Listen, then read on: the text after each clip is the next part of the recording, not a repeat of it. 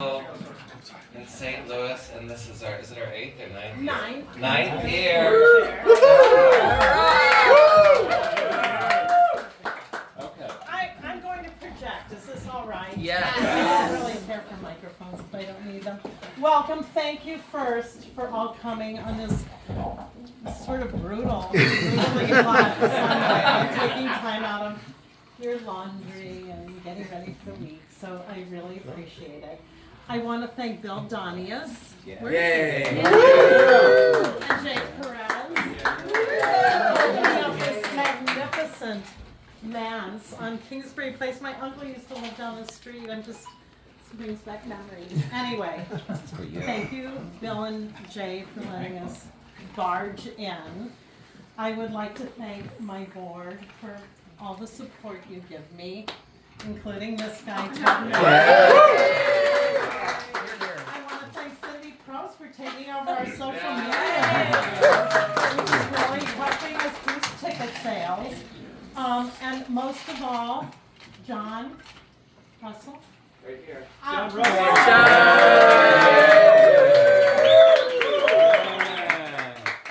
who has been on board with me. This is our 9th festival, but we really started this operation in a way unofficially in 2014, so this is year 10.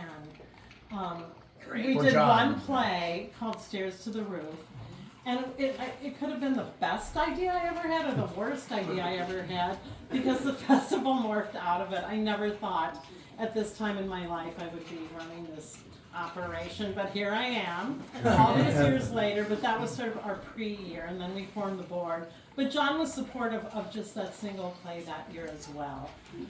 So thank you, John Russell. Yay, Love John. you. And you're supportive through and through. And as Tennessee Williams said, the most charitable act he ever did was hiring Marlon Brando to wear a t-shirt. And speaking of Tennessee, the origins of the pool party are, Tennessee, for those of you who might not know, was a swimmer. And he loved to swim, and he swam every day if he could, if there was a body of water nearby. And on Olive, over here in the Central West End, is a natatorium, which I believe still exists. I think it's still there. Near Bowood, Taylor. Yeah, near Taylor and I think it's a Westminster. bathhouse now, isn't it? You would know.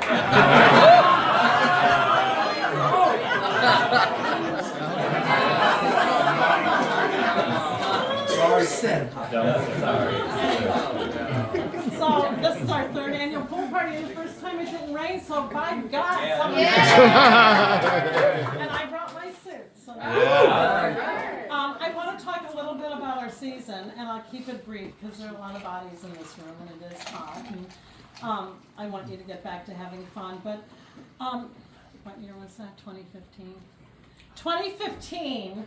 I was in Provincetown, Massachusetts, to sort of do research for our festival, because I had formed the board then, but we hadn't had a festival yet. And I was staying at a very historic abode called Captain Jack's Wharf that was built in 1897. And it's a row of cabins, and they're pretty rough on a wharf, no drywall, no heat. But they're the most expensive dump I've ever stayed in, but they're not. I was staying there because Tennessee rode part of Streetcar and West Menagerie there, and I just wanted to soak in the lore. And I wanted to see the unit where he stayed. What's it called? Windswept wreck. Windswept Wreck. And it was next door to the one I was staying, and I was staying in Venus with a little orange bathtub that I love. So I was walking down the wharf, and I saw a gentleman working on what we call a white model for a set of a play. And I thought, oh, what's this? And we chatted, and I kept peeking in the unit to see if I could see Tennessee's apartment. And there was a man in there, he's denying this now, frying eggs. Oh. And Jeff said, I introduced myself, and it was Jeff Cowling, who's a famous scenic designer. He said, would you like to go in? And I said, oh. So I knocked on the door, and yours truly over here was frying an egg. And he said, I'm Michael Wilson. And I almost passed out because he is a director I have known of, admired, respected for so long. And I thought, wow, wouldn't it be amazing if one day he came to St. Louis and did a piece for us? But I thought, wow, we'll never get there. But a few years later, he came with Brian Batt to do a show that we presented called Dear Mr. Williams, which some of you might have seen. And Michael and I became, friends then. And here we are. Here we are. My love. I can't believe he's here, and every day at rehearsal I just pinch myself. You guys are in for an amazing production of Cat on a Hot to Move, opening August 8th. And I'm going to tell you that we have waited all these years to do it in the way that it deserves. We wanted to get really good at our jobs before we brought this gorgeous play to you. And Michael's in charge now. And I could not be happier. So if you don't have tickets yet, we have 8 performances. It's going to go fast. We're back at the Grandel, and nothing can make me happier about that either. We're also doing a play, well, before we move on, I want to introduce our cast members who are here.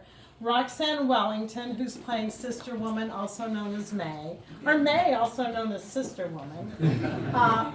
Brian Slayton, who is Brick Pollitt. Yeah, hi Brian. And Brian's, all these actors, if I haven't worked with them before, have been on my wish list to work with. Kaya McKiernan, who I met as a student at Webster University, but now she has this giant career.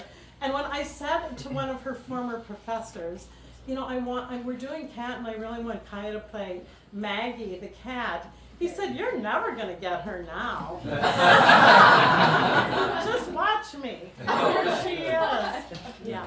So Kaya, we're really grateful. And Eric Dean White, who's an official member of our company, because this is his 3rd outing with us. He was in the Pink Bedroom year 1, Small Craft Mornings year 2, and now he's playing Gooper, Brick's brother, also known as Brother Man. Brother Man, yes. And we don't have Big Daddy here today or Big Mama, but they're with us in spirit. They're learning their lives. Oh, Jerome! So J. Samuel Davis, who we just saw last night at the Black Rap in King Headley, and wow, that guy's good, is playing Doc Bob, Reverend Tooker, and a surprise role, which I'm not going to tell you about till you come to the show. So there you go. Buy your tickets. You won't be sorry. Do you guys want to say anything just quickly? Fast. No. Oh, it's best. I'm loving being here. Tiff's been a great host since March, and Carrie is divine as a producer. We're so lucky to have her in St. Louis and at the festival. And thank you all. Yeah. And this company is extraordinary. Yes. So. And I also Blessed. want to introduce Miranda Gallegos Felix, who's our new director of operations, and my God, thank you. And when all of my board members sort of wave their hands, because I'm so God bless grateful the to you board. all.